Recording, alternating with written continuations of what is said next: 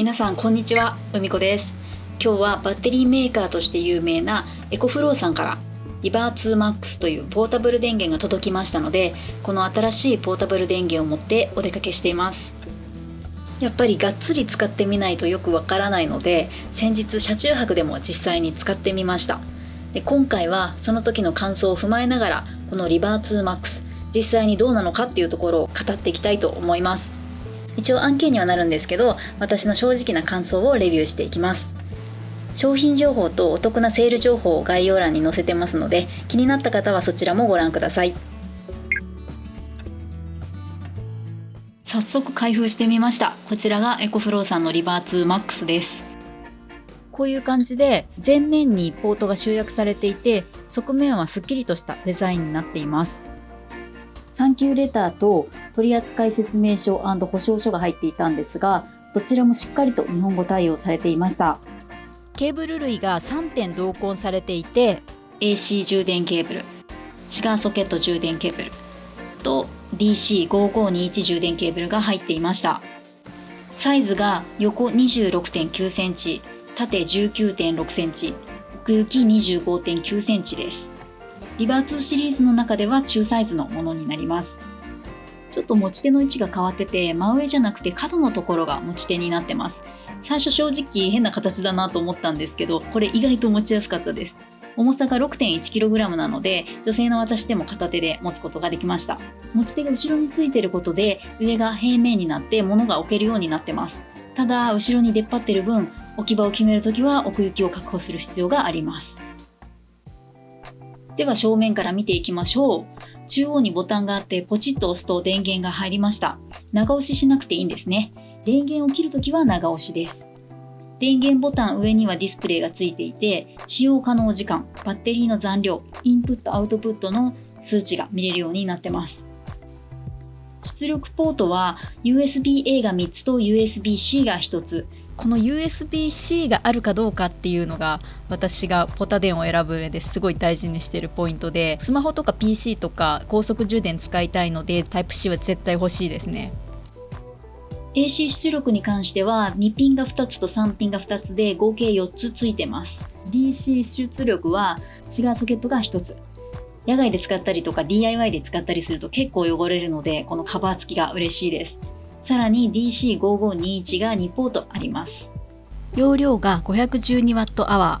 定格出力は最大 500W。 これは消費電力 500W までの家電が使えるよということですね。これが X ブーストという機能を使うことで 750W まで対応できるそうです。これ最初びっくりしたんですけど、リバー2マックスは AC 電源から約60分で満充電可能なんだそうです。私もいくつかポータブル電源使ったことあるんですけど、これかなり早いですよね。朝準備しながら充電して満タンで車中泊旅出発っていうのもできそうです。疑ってたわけじゃないんですけど、実際に家で充電をしてみました。 0% からのスタートですね。最初満充電まであと2時間とか出てて、大丈夫かよって思ったんですけど、30分後、半分ぐらいになっとる。あと28分って出てますね。すごいすごい、ほんとやん。ちょうど1時間ぐらいで本当に 100% になった。すげー。こういう感じで 0% からスタートして、本当に60分ぐらいで 100% になりました。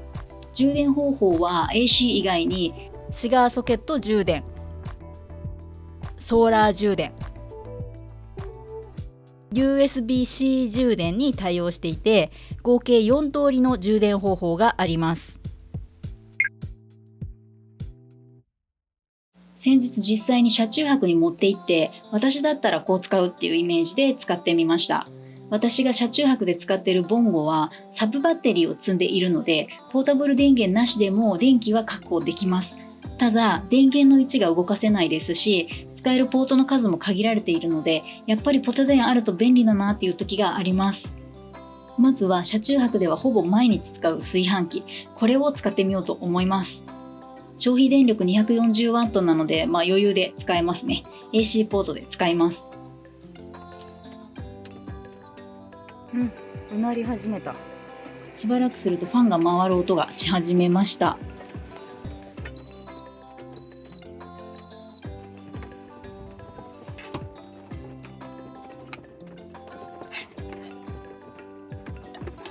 炊飯に30分ほどかかって残量は 82% になりました。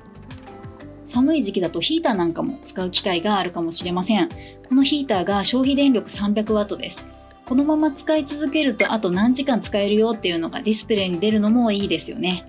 割と消費電力大きめのものを使うときってあとどれぐらい大丈夫なのかなって結構気になるので、こういうのありがたいです。ご飯の後に車内シアターをするのが私の車中泊の楽しみの一つなんですが、これもリバー2 MAX でやってみたいと思います。プロジェクターやら Fire TV スティックやらいろいろ接続するので、電源を近くに持ってこれるとやりやすいです。今日は寒いので車内でやってますけど、気候がいい時は外でやったりもするので、こういう時は持ち運びやすいポータブル電源すごく活躍しますね。私が車中泊で一番ポタ電を使うのはやっぱりもろもろの充電ですね。スマホ、PC はもちろんなんですけど、私は撮影で GoPro も使うのでこれも充電必須です。あと Fitbit も重要ですね。毎日これで運動とか睡眠をトラックするのが楽しみなので充電しておきます。一番充電したいのはスマホなんですが、まさにこの映像をスマホで撮ってるので今はできません。ポートがもう1個余ってるのでこの後やります。1泊2日の車中泊でがっつり使ってみて残量が 56%、100% からスタートして半分ぐらいまで減ったっていう感じです。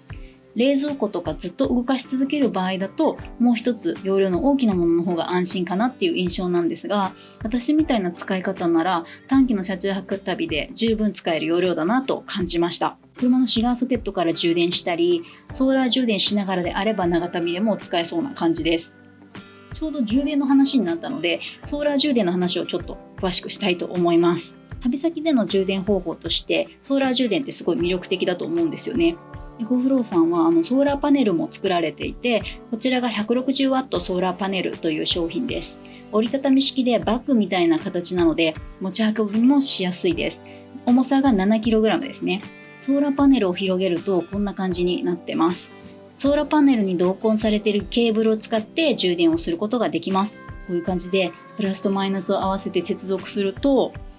はい、充電が始まりました。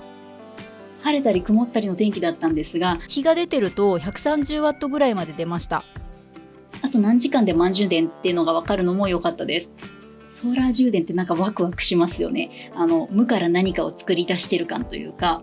あと何といっても節電にもなりますよね。最近電気代が高いんでめっちゃ得した気分になりました。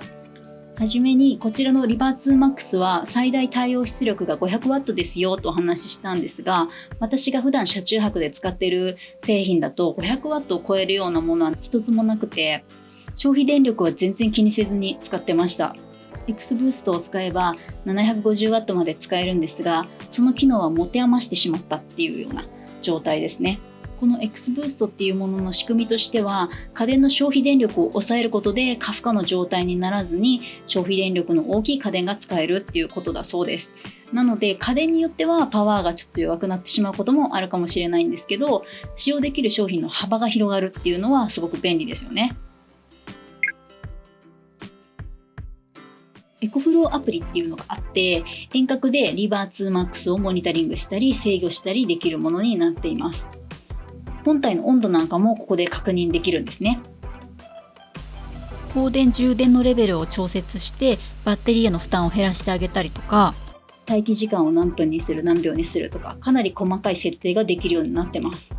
そしてBluetooth 接続ができるっていうのがすごく良くて、 Wi-Fi 接続のみだと電波ないところに行っちゃうとつなげないんですけど、電波状況を気にせずに使えるのがいいなと思いました。他社でもアプリ用意されてるとこあると思うんですけど、今まで使いたいと思えるような性能のものに出会えてなかったんですよね。で、このアプリはぜひ活用したいって思ったので紹介させていただきました。追加でお伝えしたいのが、このリバー2 MAX はバッテリーの電池素材がリン酸鉄リチウムイオン電池ですよという点ですね。こちらはもともと主流だった素材と比較してより安全性に優れていて、バッテリー寿命も長いという特徴があります。リバー2 MAX についてもこの安全性とバッテリー寿命が一つの売りになっていて、高充電サイクル3000回使えるとのことです。1週間に6回使用した場合約10年間使用が可能ですよということですね。長く使えるものなので、週末のお出かけで使って普段は充電して家に置いといて、災害時に非常用の電源として使うっていうのもありかなと思いました。保証期間が5年ついていて、これ結構長いっていうのも安心できるポイントかなと思いました。はい、ということでリバー2マックス使わせていただきました。この容量と定格出力あれば車中泊で十分使えるし、充電しながらであれば長旅でも対応できるので重宝しそうだなっていう印象です。サブバッテリー DIY とかせずに今すぐ車中泊を楽しみたいとか、手軽に防災対策始めたいっていう方にもおすすめできる商品かなと思いました。気になった方は商品情報を概要欄に載せてますのでご覧ください。ご視聴ありがとうございました。